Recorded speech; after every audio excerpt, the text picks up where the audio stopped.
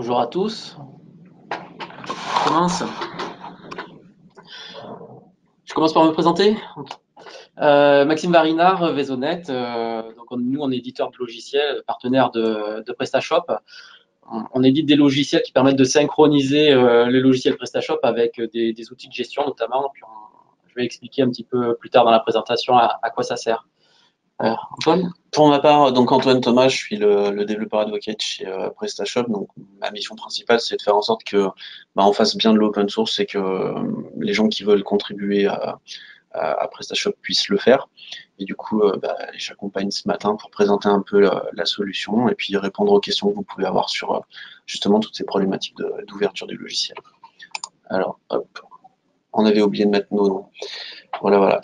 Et du coup, je crois que c'est moi qui commence. Donc, je pense que la plupart des gens qui sont présents ce matin sur ce webinaire savent que PrestaShop sert à créer un site de commerce. Alors, le motto de PrestaShop, c'est vraiment de permettre à toute personne dans le monde de créer sa boutique en ligne. Et quand on dit sa boutique, c'est vraiment de pouvoir créer une boutique qui correspond à son métier et à ses besoins. Alors, quelques fonctionnalités phares. L'avantage de PrestaShop, c'est que quand vous l'installez, il y a déjà à peu près tout pour démarrer. Vous devez en gros sélectionner une solution de paiement et éventuellement une solution de logistique quand vous avez des expéditions à faire. Mais vous n'avez pas forcément pour démarrer besoin de configurer énormément de choses. Évidemment, il faut rajouter votre catalogue de produits. Donc je pense que c'est vraiment la fonctionnalité phare, c'est qu'il y a déjà tout dedans à la base et après vous pouvez rajouter des choses. Alors, voilà. La force de PrestaShop, du coup, c'est la grande communauté de gens qui ont contribué des fonctionnalités supplémentaires. Aujourd'hui, on a plus de 6000 modules, il y a des thèmes, et du coup, en combinant ces modules, ces thèmes et la solution de base, vous pouvez en fait à peu près faire des boutiques pour pratiquement tous les usages, du B2B, du B2C, du dématérialisé, et du coup, vous pouvez aussi adapter PrestaShop à vos outils habituels, votre caisse, vos entrepôts, votre gestion habituelle, et puis vous pouvez aussi faire développer des fonctionnalités sur mesure. Alors, le fait que PrestaShop soit open source, c'est important parce que d'une part, le code est ouvert, donc du coup, on peut l'auditer, on peut le modifier, on peut l'étendre, rajouter des fonctionnalités, soit à travers les modules, soit à travers l'API, ce que fait Vaisonnet. Et c'est surtout, en fait, la licence du logiciel vous donne le droit de le faire, contrairement à certains autres logiciels où, en fait, la licence vous interdit de faire des modifications. Là, du coup, PrestaShop, par défaut, est conçu pour que vous puissiez le personnaliser et en faire la solution qui vous convient. Voilà. Donc après, si vous avez des questions après la présentation de Maxime, eh bien, tout simplement, du coup, je suis là pour y répondre. Je vais vous parler de PrestaShop en tant qu'outil d'entreprise. PrestaShop permet bien sûr de créer des boutiques en ligne, mais c'est avant tout un canal de vente. Et quand on est une entreprise, ça peut être un canal de vente parmi d'autres. Et on va avoir déjà un système d'information, c'est le SI de l'entreprise. Et comment on fait pour arriver à intégrer PrestaShop dans cet écosystème déjà existant? Alors, deux cas pratiques pour illustrer cette intégration. La première, c'est quand on est commerçant physique, le fait d'intégrer PrestaShop dans son système d'information, ça permet de faire de l'omnicanal et de permettre de ressaisir, d'éviter de ressaisir tout ce qui est articles, stock, clients, et de centraliser les informations toujours au même endroit. Un autre intérêt d'intégrer PrestaShop dans un SI, c'est quand on est pure player, c'est d'être plus efficace sur des gestions de réappro, des commandes fournisseurs, faire des stats, de la comptabilité de manière un peu plus avancée. Alors, de quelle synchronisation on parle? Là, j'ai cité sur la slide plusieurs logos d'éditeurs de logiciels de gestion.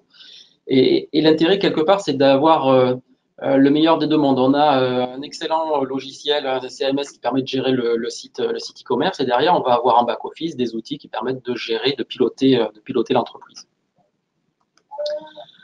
Alors, une solution, c'est celle qu'on propose chez Vaisonnet qui s'appelle eConnector. Et concrètement, en quoi ce logiciel-là permet d'interfacer PrestaShop avec le système d'information?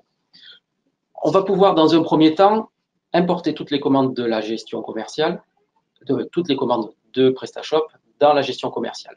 Ça permet d'avoir toutes les commandes au même endroit, que le client commande un point de vente, commande sur une marketplace, commande sur PrestaShop, on va retrouver les informations au même endroit et on aura toujours l'information client qui est centralisée à un seul endroit.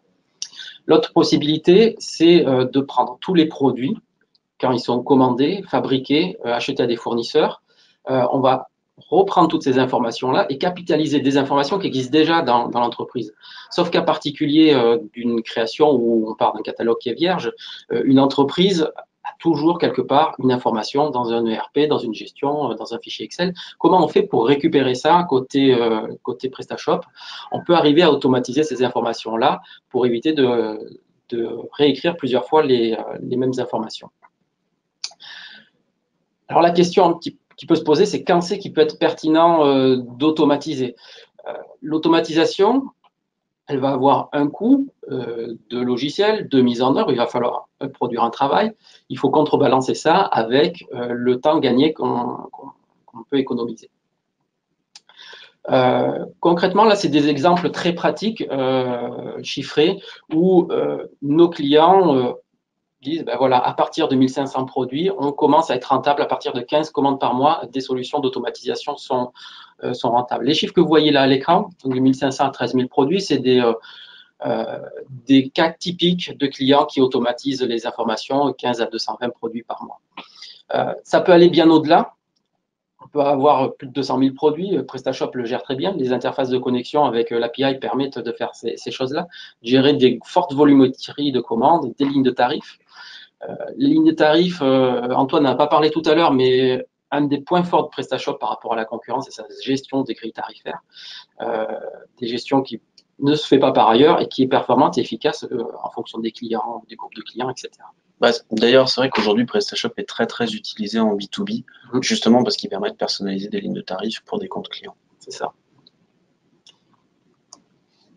Alors, pour donner des cas pratiques de quelques clients Vaisonnet, je vais en citer 3 ce matin.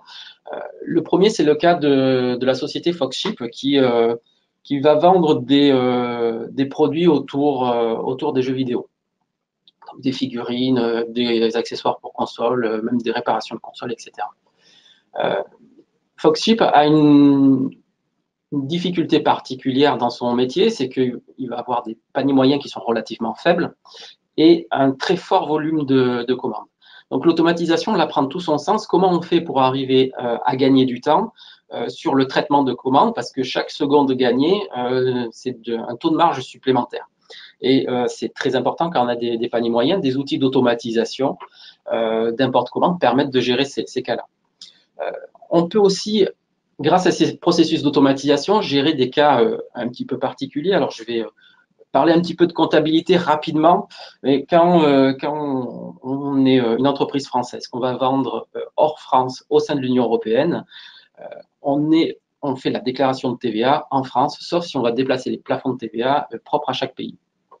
Donc, si vous vendez en France, en Belgique, et puis, par exemple, en Espagne, et vous déplacez les plafonds de TVA sur ces pays-là, vous êtes obligé de faire une déclaration de TVA pays par pays. C'est un travail comptable qui est nécessaire et qui nécessite de ventiler les taux de TVA de manière très spécifique. Typiquement, ça, c'est une fonctionnalité que PrestaShop ne propose pas actuellement, qui est typique de logiciel de comptabilité. Et grâce à l'automatisation, on va pouvoir aller jusqu'à faire ces déclarations de TVA pays par pays. Autre cas d'utilisation, je vais parler de la société TIR Europe. Donc, TIR, vous l'avez peut-être vu, c'est la photo qui est en illustration. Si ma mémoire ne me trompe pas, c'est Camille Lacour, champion de natation.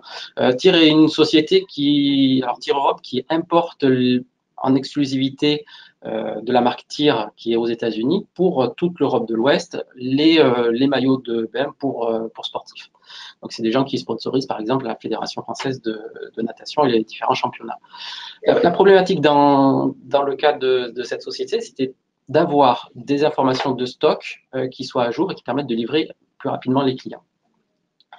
Le fait d'automatiser la gestion des commandes de PrestaShop avec leur logiciel de gestion, ils gagnent 24 heures sur les expéditions. C'est-à-dire qu'ils sont capables d'envoyer en logistique leurs commandes un jour plus tôt, quand on est sur des contextes de vente B2B ou sur des produits où on s'attend à avoir le produit le plus rapidement possible. Gagner un jour, c'est un point essentiel sur la préparation des commandes.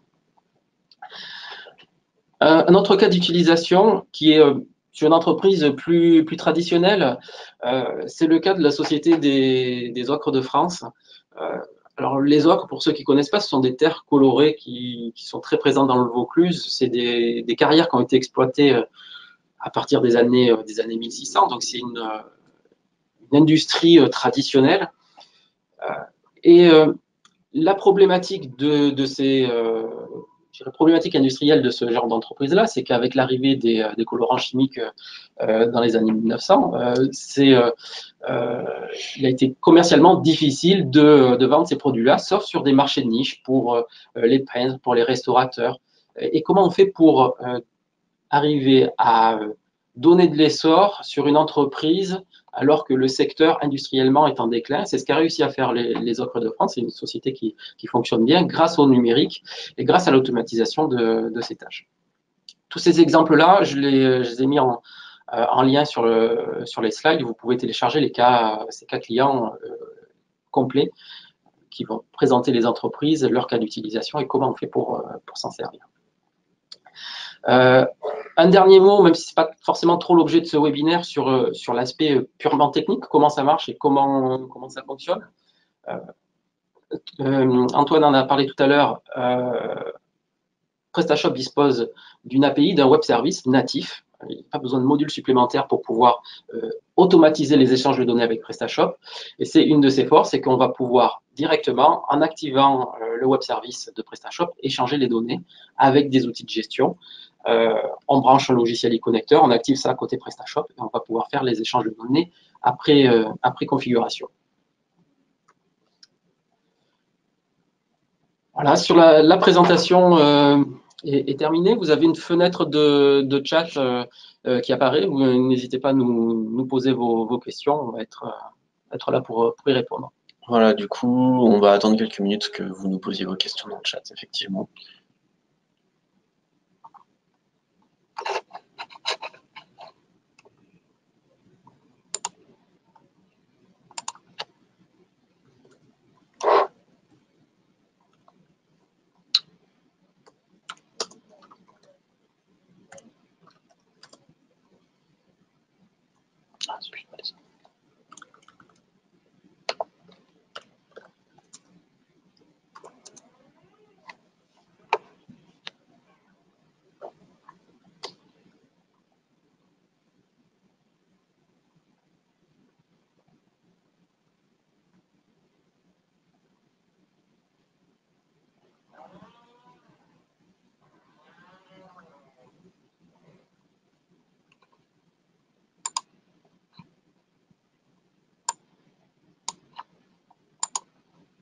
Alors, la présentation, c'est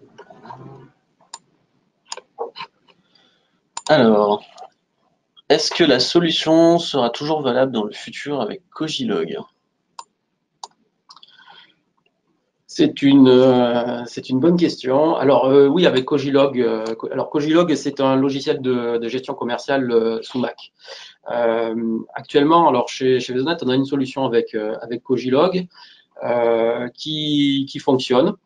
Il y a quelques particularités liées à cette gestion-là. Alors pour rentrer un petit peu dans les détails, si vous avez besoin d'informations à ce niveau-là, il faut d'abord ouvrir Cogilog, donc ouvrir la base de données Cogilog à l'extérieur. Donc, c'est des kits de communication qui sont fournis par l'éditeur Cogilog.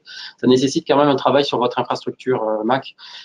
Donc, il faut être accompagné pour pouvoir mettre en place ce type d'infrastructure avec Cogilog. Les imports de commandes peuvent être aussi faits avec cet outil-là. Et dans le futur, du coup, c'est la question. Et dans le futur, alors Alors, c'est pas propre à Cogilog, hein, mais d'une manière générale avec les logiciels qu'on propose, c'est que le logiciel, nous, eConnector, qu'on propose aujourd'hui, on ne peut pas garantir elle va fonctionner avec la future version de PrestaShop, avec la future version de Cogilog, avec la future version de BP, etc.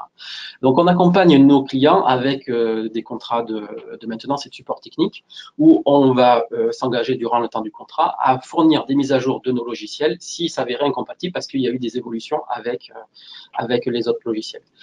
Donc dans le futur, la réponse, Cogilog sera supporté tant que le contrat de support sera ouvert. Voilà. Exactement. Alors, une deuxième question. Bonjour, est-il possible avec le connecteur de réaliser la création et mise à jour de produits simples et en déclinaison? Alors, ça va être une réponse ni oui ni non. Ça va dépendre du logiciel de gestion commerciale. Une déclinaison dans PrestaShop, c'est un produit sur lequel on va avoir une option, par exemple la taille, la couleur, et une valeur, XL, rouge, etc. Donc ça veut dire que côté gestion commerciale, il faut qu'on ait une information qui soit structurée de la même manière, d'avoir les options et les valeurs. Tous les logiciels de gestion ne le font pas. Par exemple, la ligne 100 de Sage va avoir une notion, alors ça ne va pas s'appeler des déclinaisons, ça va s'appeler des gammes, mais on va pouvoir reconstruire les déclinaisons et créer automatiquement des déclinaisons avec la ligne 100 de Sage, avec la gestion commerciale BP du moment que vous avez un module gamme. Donc du moment qu'il y a cette structure qui reproduit la structure des déclinaisons côté gestion commerciale, on va pouvoir créer ces éléments-là.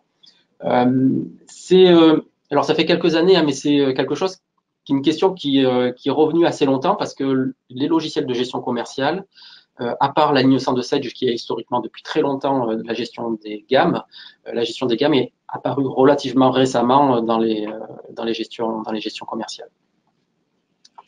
Ok, et une question du coup à propos de Gestimum. Est-ce qu'il y a une interface pour cette solution? Alors, c'est tout récent chez Vaisonnet, mais c'est désormais possible. Alors, avec une particularité avec Gestimum, c'est qu'on va être sur je dirais si on dresse un petit peu le profil des utilisateurs de gestion commerciale, Gestimum, on va plutôt être sur le haut de gamme. Et si on est sur ces logiciels-là, c'est parce qu'on a des besoins un petit peu spécifiques qui ne sont pas couverts par des logiciels entrée de gamme ou même moyenne gamme, type BP, Ciel par exemple. Donc on a des outils qui existent, mais ça ne va pas être des outils qui vont être standardisés et qui sont prêts à l'emploi. Ça ne va pas être un logiciel en boîte qu'on installe et tout marche parce que si on utilise ces logiciels-là, Gestimum en particulier, on va avoir des besoins métiers particuliers qui vont demander études et adaptations généralement. Mais oui, on peut automatiser avec Gestimum. Ok, donc aujourd'hui, en fait, il n'y a pas spécifiquement dans votre offre une solution clé en main pour Gestimum, mais par contre, c'est quelque chose que, une fois fait l'audit métier, la personnalisation de Gestimum, on peut synchroniser avec PrestaShop. Exactement. Voilà. On aurait le même type de réponse avec Cegid, par exemple. Voilà. Là, oui, il y a un peu plus de custom aussi. Ça fait solution très. D'accord. Ok. Écoutez, je vois qu'il n'y a pas d'autres questions pour l'instant. Je vais revérifier. Peut-être celle-là. Ah, voilà. Est-il possible simplement d'importer les commandes sous Cogilog sans avoir les produits dans la base? Alors, ce n'est pas une question propre à Cogilog, hein, ça va marcher avec tous les logiciels de gestion commerciale. Un logiciel de gestion commerciale a une logique, des contraintes très fortes derrière, notamment en termes de comptabilité et de gestion de stock.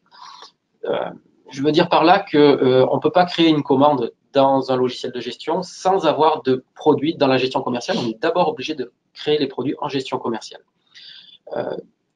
D'une manière générale, toujours sur les logiciels de gestion, on peut, oui, évidemment, créer automatiquement des produits, mais ce n'est pas dans l'esprit d'une automatisation. Un exemple très concret.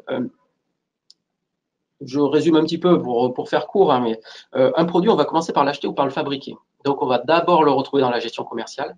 Et puis après, on va vouloir le vendre. Donc, on va le déployer sur son point de vente, que ce qui soit physique ou sur un point de vente virtuel avec PrestaShop. Et après, là, on va améliorer le web marketing, le référencement, éventuellement édulcorant les fiches produits dans la gestion commerciale. Donc, si on prend le processus dans son ensemble, il faut d'abord créer les produits dans la gestion commerciale ou les avoir dans la gestion commerciale avant de pouvoir créer des commandes. Donc, il va falloir, Cogilog ou pas Cogilog, avoir d'abord les produits en gestion commerciale. C'est une étape, quand on arrive sur des projets où on va avoir un PrestaShop déjà établi, qu'on s'équipe d'un logiciel de gestion, une étape au lancement du projet, c'est de prendre les produits PrestaShop.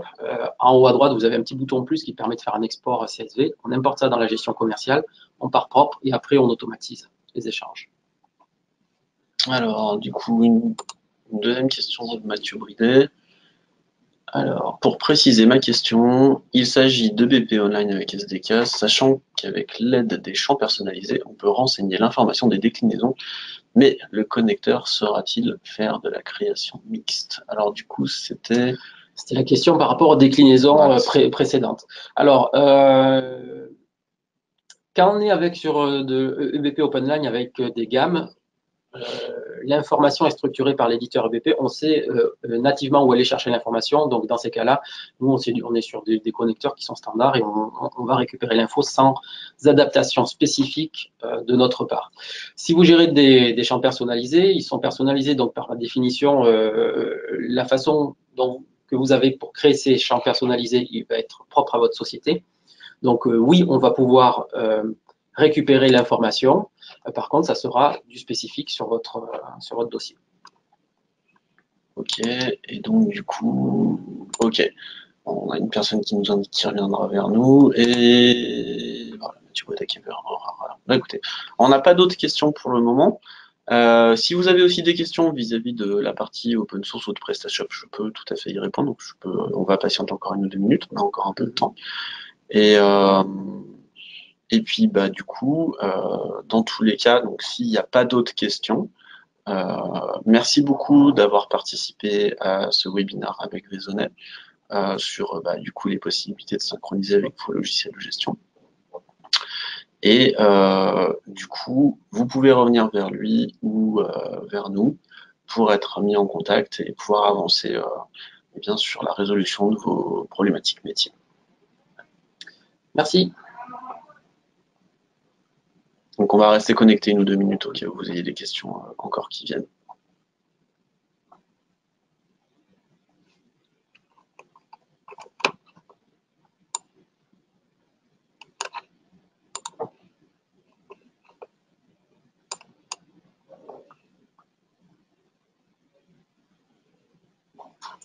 Ah oui, normalement le webinaire est enregistré et donc il sera diffusé par notre service communication dans les jours qui arrivent. Et du coup, vous pourrez le retrouver et retrouver du coup nos réponses à vos questions je sais plus si c'est diffusé sur YouTube, mais on a une plateforme qui diffuse nos webinaires. Et donc vous pourrez retrouver l'intégralité de la présentation, etc. Voilà.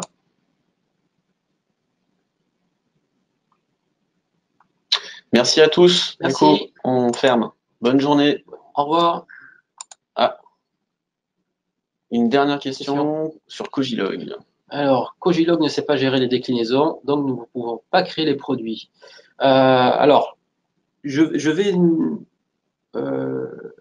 nuancer un petit peu cette réponse-là, c'est-à-dire que, enfin ma réponse à ce niveau-là, c'est-à-dire que effectivement, si on n'a pas une structure de déclinaison, on n'est pas capable de créer automatiquement une déclinaison parce qu'on ne sait pas qu'est-ce qui est l'option, qu'est-ce que la valeur. Donc ça nécessite de faire ce travail de création. Là, en l'occurrence, manuellement côté PrestaShop. Par contre, sur PrestaShop, une fois que vous avez créé le produit manuellement, vous pouvez mettre une référence qui peut être la référence de votre logiciel de gestion qui ne sait pas gérer les déclinaisons. Et du moment que la correspondance match entre le logiciel de gestion et PrestaShop, à ce moment-là, on va être capable de faire de la mise à jour. On va pas être capable de faire de la création parce qu'on manque d'informations, mais on pourra quand même faire de la mise à jour. Pour le coup, en échangeant sur les salons avec différentes agences et freelances qui font des customisations assez poussées justement de ce type-là, mais sur des problématiques vraiment très très spécifiques, on a vraiment des exemples de choses réalisées sur mesure où PrestaShop peut être par exemple juste un front pour votre interface de gestion, mais on a aussi l'inverse en fait, où l'essentiel de l'information est dans PrestaShop. et certaines informations sont juste sorties dans votre ERP. Donc après, il faut voir avec Vaisonnet, en fait, qu'est-ce qu'il est possible de sortir et ne pas sortir. C'est le cas parce qu'il peut y avoir des fonctionnements un petit peu hybrides. Hein. C'est si on n'a pas l'information de déclinaison en amont dans la gestion, oui, on peut pas la créer automatiquement, mais il peut y avoir soit une stratégie pour créer sous forme de déclinaison sur PrestaShop, soit un travail avec l'agence web qui travaille sur le site internet pour travailler sur le front, pour faire des regroupements de produits. Si c'est pour faire des regroupements de produits, il peut y avoir des règles métiers directement en front sur PrestaShop. L'avantage, en fait, c'est ça, c'est qu'entre les modules en fait de fonctionnalité, votre thème, les modules pour la partie front, donc pour le côté visiteur, client, du coup, il est tout à fait possible de réfléchir en fait à comment traiter votre problématique métier, peut-être autrement qu'avec la façon de faire par défaut de PrestaShop. Il y a une réflexion en tout cas à avoir là-dessus. Donc j'espère que du coup ça répond à la question. Pareil, on va attendre un petit peu pour la réponse et puis du coup il y a toujours un petit délai entre quand on parle et quand vous nous entendez.